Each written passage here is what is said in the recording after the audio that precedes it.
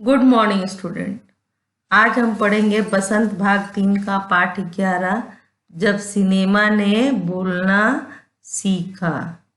अब आप एक बार कल्पना करो कि जिस पिक्चर को आप देखते हो, सारे संवाद सुनते हो कि हीरो ऐसा बोल रहा है, हीरोइन ऐसा बोल रही है, ठीक है। तब आपको चीजें आपस में जब वो बातें करते हैं तो वो क्या कहना चाह रहे हैं, जो एक्टिंग करते हैं वो समझ में आता है। अब आप ये कल्पना करो कि जब संवाद नहीं होगा, सब मूक फिल्में होंगी बिना बोले, तो कैसा लगता होगा। सामने वाला इशारा करता होगा, उसको दूसरा भी इशारे में जवाब देता होगा, कोई किसी से बोलता नहीं होगा। तो जो सबसे पहली बोलती हुई फिल्म बनी, सवाक फिल्म बनी, वो थी आलम आरा। तो उसी के बारे में वो कब स्टार्ट हुई, कैसे उसको बनाने का विचार आया, यही चीज ये सब इस पाठ में बताया गया है। तो जो आलम आरा फिल्म थी, उसके ऊपर जो एडवर्टाइजमेंट लिखा था, जो चंद लाइनें लिखी थी, उसी से पाठ की शुरुआत हो रही है। लिखा था कि वे सभी सजीव हैं, सांस ले रहे हैं, 100% बोल रहे हैं। 78 मुर्दा इंसान जिंदा हो गए, उनको बोलते बातें करते देखो। देश की पहली सवाक यानी बोलती फिल्म आलम आरा के पोस्टर पर विज्ञप्ति की ये पंक्तियां लिखी हुई थी, यानी विज्ञापन की ये पंक्तियां थी कि 78 मुर्दा इंसान जिंदा हो गए हैं, यानी कि वो बोल रहे हैं, सांस ले रहे हैं, बातें कर रहे हैं, यानी सजीव चित्रण होना प्रारंभ हुआ। 14 मार्च 1931 की वह ऐतिहासिक तारीख भारतीय सिनेमा में बड़े बदलाव का दिन था। इस दिन पहली बार भारत के सिनेमा ने बोलना सीखा था।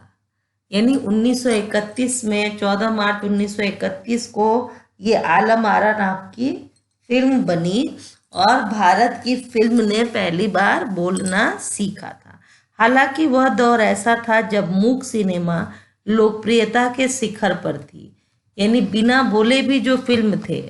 आप अभी भी कोई कोई फिल्म देखोगे जिसमें साउंड नहीं होता है, कोई संवाद किसी से कह रहा है, ऐसा नहीं हो रहा है, पर वो पिक्चर देख के समझ में आ जाती है बात। तो उसकी लोकप्रियता किस पे थी, शिखर पे थी। बहुत सारी फिल्में बहुत हिट हुई थी। उस दौर पे पहली बोलती फिल्म जिस साल प्रदर्शित हुई, उसी साल कई मुख्य विभिन्न फिल्में भी विभिन्न भाषाओं में बनी, मगर बोलती फिल्मों का नया दौर शुरू हो गया था। पहली बोलती फिल्म आलम आरा बनाने वाले फिल्मकार थे अर्देशिर एम ईरानी। तो अर्देशी एम ईरानी जो थे, उन्होंने सन 1929 में हॉलीवुड की एक बोलती फिल्म शो बोट देखी और उनके मन में बोलती फिल्म बनाने की इच्छा जगी। उन्होंने वो, और जो मन में उनकी इच्छा जगी, पारसी रंगमंच के एक लोकप्रिय नाटक को आधार बनाकर उन्होंने अपनी फिल्म की पटकथा बनाई।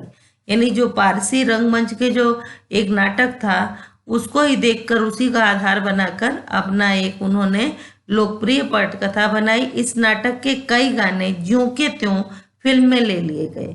एक इंटरव्यू में आरदेशिर ने उस वक्त कहा था, हमारे पास कोई संवाद लेखक नहीं था, गीतकार नहीं था, संगीतकार नहीं था। अब नए युग में ये सब जो है, ये सब शाखाएं डेवलप हो गई हैं। उन्होंने क्या बोला था, उस समय हमारे पास कोई गीतकार, संगीतकार, संवाद लेखक ये सब नहीं थे।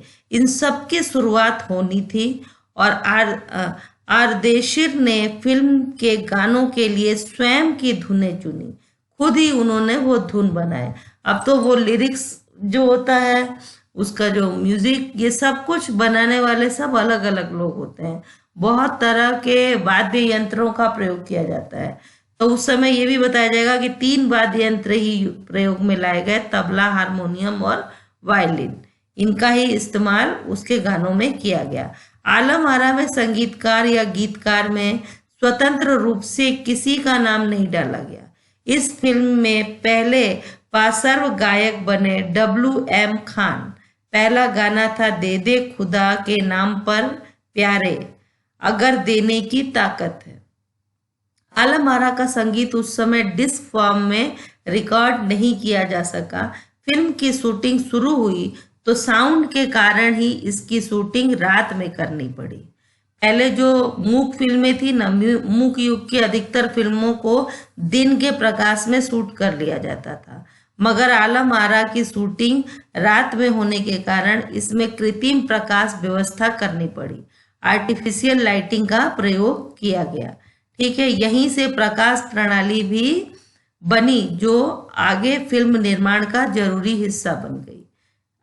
आलम आरा ने भविष्य के कई स्टार और तकनीशियन तो दिए ही, अर्देशीर की कंपनी तक ने भारतीय सिनेमा के लिए 150 से अधिक मूक और लगभग 100 वाक्य यानी बोलती फिल्म बनाई। Alam Ara film Arabian nights जैसी फैंटेसी थी। फिल्म ने हिंदू उर्दू के मिलावी हिंदुस्तानी भाषा को लोकप्रिय बनाया। इसमें गीत संगीत तथा नृत्य के अनोखे संयोजन थे। ये आलम आरा का पोस्टर आपको पीले रंग में दिख रहा है। ठीक है, फिर नायिका कौन थी? जुबैदा थी। नायक थे विट्ठल। तो विट्ठल जो है उर्दू के उसके शब्दों का उच्चारण अच्छे से नहीं कर पा रहे थे, तो उनको बतौर नायक चयन किया गया था, मगर इसी के कारण उन्हें हटाकर उनकी जगह महबूब को नायक बना दिया गया। परंतु विट्ठल नाराज हो गए और उन्होंने अपने हक के लिए मुकदमा कर दिया। और उस समय उनका मुकदमा मोहम्मद अली जिन्ना, जिन्होंने पाकिस्तान को भारत से अलग देश बनाने की मांग की बाद में और पाकिस्तान के प्रधानमंत्री बने मोहम्मद अली जिन्ना, तो उस समय उन्होंने उसकी वकालत की।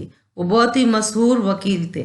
तो विट्ठल मुकदमा जीत गए और भारत की पहली बोलती फिल्म के नायक बने। उनकी कामयाबी आगे भी जारी रही। मराठी और हिंदी फिल्मों में वे लंबे समय तक नायक और स्टंटमैन के रूप में सक्रिय रहे। इसके अलावा आलम आरा में सोहराब मोदी, पृथ्वीराज कपूर के पिताजी जो थे उनका नाम था पृथ्वीराज कपूर। ठीक है, और राज कपूर के 3 बच्चे थे, ऋषि कपूर, शशि कपूर और शम्मी कपूर उनके भाई थे। रणधीर, ऋषि और एक और भाई थे। 3 लड़के इनके थे, राज कपूर के। तो ये जो थे, इन लोगों ने भी इस फिल्मों में काम किया। याकूब और जगदीश सेठी जैसे अभिनेता भी मौजूद रहे और आगे चलकर फिल्म उद्योग के प्रमुख स्तंभ बने। यह फिल्म 14 मार्च 1931 को मुंबई के मेजेस्टिक सिनेमा में प्रदर्शित हुई। फिल्म 8 सप्ताह तक हाउसफुल चली और भीड़ इतनी उमड़ती थी कि पुलिस को नियंत्रण करना मुश्किल हो जाया करता था। समीक्षकों ने इसे भड़कीली फैंटेसी फिल्म करार दिया था, मगर दर्शकों के लिए यह फिल्म एक अनोखा अनुभव था, क्योंकि उन लोगों ने पहली बार पर्दे पर किसी को सामने खड़े होकर बोलते और अपना अभिनय करते हुए देखा था। उनको लगता था कोई जीती जागती तस्वीर दिख रही है। और यह फिल्म 1000 फुट लंबी थी और इसे 4 महीने के कड़ी मेहनत से तैयार किया गया था। सबाक फिल्मों के लिए पौराणिक कथाओं, पारसी रंगमंच के नाटकों, अरबी प्रेम कथाओं की विशेष विषय के रूप में चुना गया था। इनके अलावा कई सामाजिक विषयों वाली फिल्में भी बनी। ऐसी ही एक फिल्म थी खुदा की शान। इसमें एक किरदार महात्मा गांधी जैसा था, जिसके कारण सबाक सिनेमा को ब्रिटिश प्रशासकों की तीखी नज़र का सामना करना पड़ा। सबाक यानी बोलने वाली फिल्मों के नए दौर की शुरुआत करने वाले निर्माता निर्देशक अर्देशीर इतने विनम्र थे कि जब 1956 में आलम आरा के प्रदर्शन के 25 वर्ष पूरे होने पर उन्हें सम्मानित किया गया और उन्हें भारतीय सबाक फिल्मों का पिता कहा गया, तो उन्होंने उस मौके पर कहा था, मुझे इतना बड़ा खिताब देने की जरूरत नहीं है। मैंने तो देश के लिए अपने हिस्से का जरूरी योगदान दिया है। जब पहली बार सिनेमा ने बोलना सीख लिया, सिनेमा में काम करने वालों के लिए पढ़े लिखे अभिनेता अभिनेत्री की जरूरत भी शुरू हो गई, क्योंकि उसके पहले मूक फिल्में थी, उसमें पढ़ा लिखा होना जरूरी नहीं था कि भाई आपको ये भाषा की जानकारी होनी चाहिए, आपको ये लैंग्वेज आना ही चाहिए, तभी आप फिल्म में काम कर सकते हो। तो पहले ऐसा रिक्वायरमेंट नहीं था, तो मूक फिल्में थी। अब जो है बोलने वाली फिल्में चालू हो गई, तो पढ़े लिखे अभिनेता अभिनेत्रियों की जरूरत पड़ने लगी। अब संवाद भी बोलने थे, सिर्फ अभिनय से काम नहीं चलने वाला था। मूक फिल्मों के दौर में तो पहलवान जैसे शरीर वाले, स्टंट करने वाले और उछल कूद करने वाले अभिनेताओं से काम चल जाया करता था। अब उन्हें संवाद बोलना था और गायन की प्रतिभा की कद्र भी होने लगी थी। इसलिए आलम आरा के बाद आरंभिक संवाद दौर की फिल्मों में कई गायक अभिनेता बड़े पर्दे पे नजर आने लगे, यानी कि जो गायक भी थे और अभिनेता भी थे, अपना गाना खुद गाते भी थे और अभिनय भी करते थे, तो ऐसे बड़े पर्दों पे नजर आने लगे। हिंदी उर्दू भाषाओं का महत्व बढ़ा। सिनेमा में दें और तकनीकी की भाषा की जगह जन प्रचलित बोलचाल की भाषाओं का दाखिला हुआ। सिनेमा ज्यादा देसी हुआ। एक तरह की नई आजादी थी जिसमें आगे चलकर हमारे दैनिक और सार्वजनिक जीवन का प्रतिबिंब फिल्मों में बेहतर होकर उभरने लगा। देह वाली भाषा यानी आदमी अपने शरीर से, अपने हाव भाव से अपने बातों को पहले मूक फिल्मों में बताता था, अब आदमी बोल के बताने लगा। अभिनेताओं अभिनेत्रियों की लोकप्रियता का असर उस दौर के दर्शकों पर भी खूब पड़ रहा था। तो जैसे अभिनेता अभिनेत्री पोशाक पहनते थे, अपना हेयर स्टाइल रखते थे, उसका असर उस समय की जनता पे पड़ने लगा। माधुरी नाम की फिल्म में नायिका सुलोचना की हेयर स्टाइल उस दौर में औरतों में लोकप्रिय थी।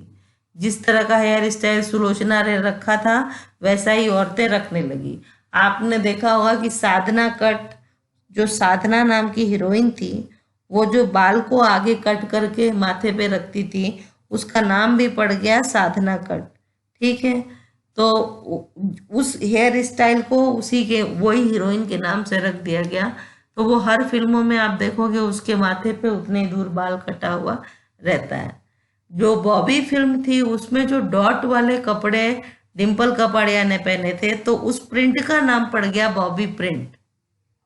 जो कपड़ों पे डॉट डॉट होते हैं ना, तो वो कपड़े के प्रिंट का नाम पड़ गया बॉबी प्रिंट, क्योंकि बॉबी फिल्म में जो डिम्पल कपाड़िया ने जो हर जगह स्टार्टिंग में उसने उसी तरह के कपड़े पहने, तब से वो पड़ गया उसका नाम बॉबी प्रिंट।